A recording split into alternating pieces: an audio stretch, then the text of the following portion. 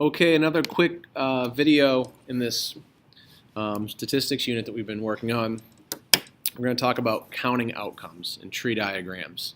Once again, this is something that you may or may not have done before, but we're going to go through it as a review at the very least. So for an example, we're going to start by making tree diagrams and come up with all the possible outcomes in a situation. So the Greenwood Dance Company has 3 lead female dancers. So there is, let's do this. There's Teresa, Kendra, and Angelica. And 2 lead male dancers, Keith and Jamal. I'm going to use their first initials. So how many different ways can the director choose 1 female dancer and 1 male dancer to lead the next production? So make a tree diagram to find the number of combinations. So first of all, how many possible females are there? We have Teresa, Kendra, and Angelica, okay? Now, if I pick Teresa, Teresa could go with either Keith or Jamal. Now, Kendra could go with either Keith or Jamal, and Angelica could either go with Keith or Jamal, okay? So what are the possible outcomes? You could have Teresa with Keith, Teresa with Jamal, Kendra with Keith, Kendra with Jamal, Angelica with Keith, or Angelica with Jamal. So you have 1, 2, 3, 4, 5, 6 possible outcomes in this scenario. Okay? So you can kind of see how we can make a tree diagram to always figure out what the possible outcomes are. Here's another example.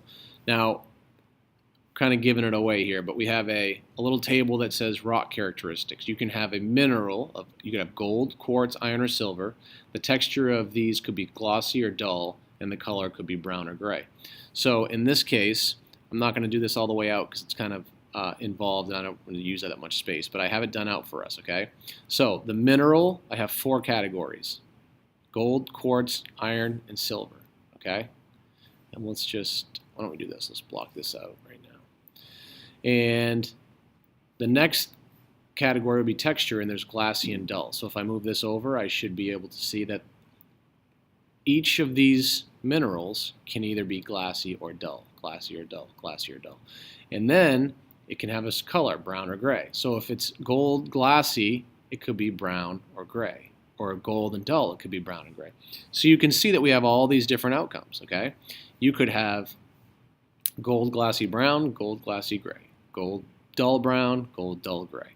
So you can kind of see how it is, and we can count them up at the end. There's 1, 2, 3, 4, 5, 6, 7, 8, 9, 10, 11, 12, 13, 14, 15, 16.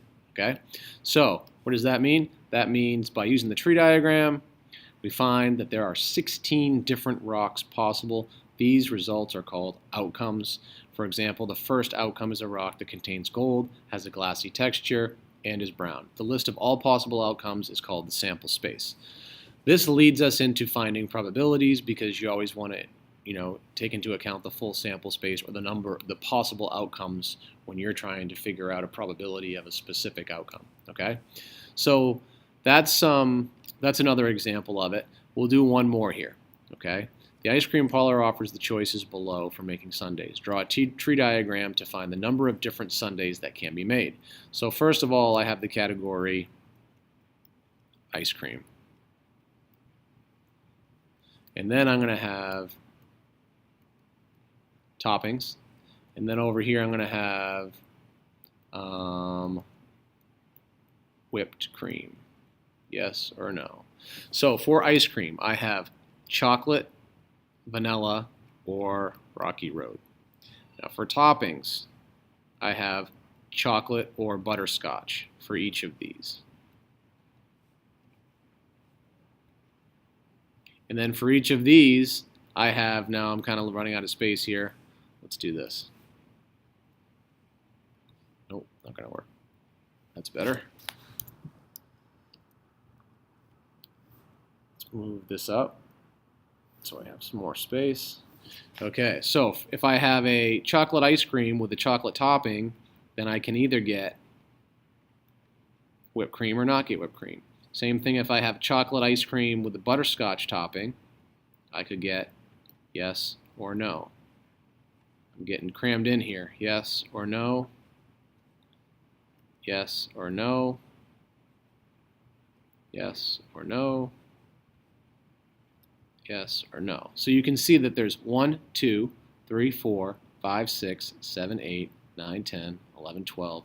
There's 12 possible sundaes that you could put together.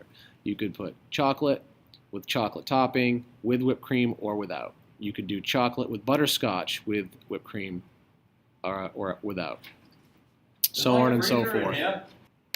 So there's something called the fundamental counting principle, which makes these problems a lot easier. Now, sometimes it's useful to see what the tree diagram looks like so you can see all the possible combinations kind of visually. But if you just wanted to know how many different ways or how many different sundaes like we just did, there's an easier way. So if event M can occur in M ways and is followed by event N that can occur in N ways, then the event M followed by event N can occur in M times N ways. So that's kind of wordy, but in a nutshell is the fundamental counting principle says that you can just multiply by the number of possibilities in each category. So if we go backwards, let's look at the one we just did. We said there was 12 possibilities after we made this tree diagram. Much easier when you just look at it. There's 3 and 2 and 2. 3 times 2 is 6. 6 times 2 is 12. Let's go back one more. Remember this one? There were 16 different rocks, right? Well, there's 1, 2, 3, 4. There's 2 and 2. 4 times 2 is 8. 8 times 2 is 16. Go back one more. In the original situation, we had 3 females and 2 males. 3 times 2 is 6. So you can see how the fundamental counting principle always works. So a couple examples so you can see how many different kinds of photo processing are possible here. We have process time, paper type versus photo size. I didn't ask you to make a tree diagram. If I ask you to make a tree diagram, you have to make one, okay? But if I don't, if I just want to know the number of possible outcomes, this is 2 times 3 is 6. 6 times 2, there's 12 possibilities. Do I have another one? Yep. So how many different kinds of school sweatshirts are possible? 3 times 2 is 6. 6 times 1, 2, 3, 4, 5 is 30. Okay?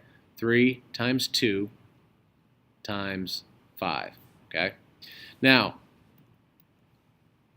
let's look at this question they asked. Katina wants to buy a red sweatshirt in size large or one by, or what is that, extra large, one size extra large, in any style. How many choices does she have? So there's 4, but she wants red. Okay, so let's get rid of tan. And she wants the size to be large or 1XL, I guess we can call that. So let's get rid of the other ones. Now, you may want to make a tree diagram for this, but after modifying my table, I see that there's 1, 2, 3 possibilities there, 1 there, and 2 there. So 3 times 1 is 3. 3 times 2 is, there's 6. She has 6 choices in that case. Okay. So this is a quick video on the fundamental counting principle and counting outcomes with tree diagrams.